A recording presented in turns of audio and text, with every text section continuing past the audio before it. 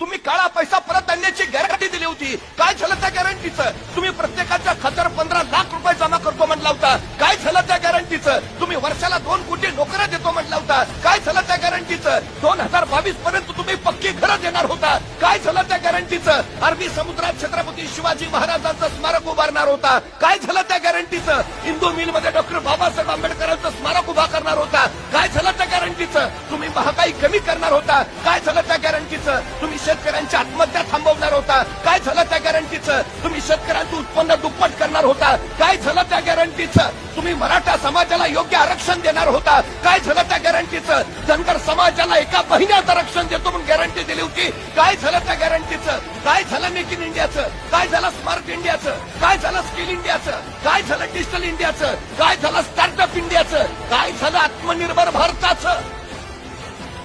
अहो, भारताला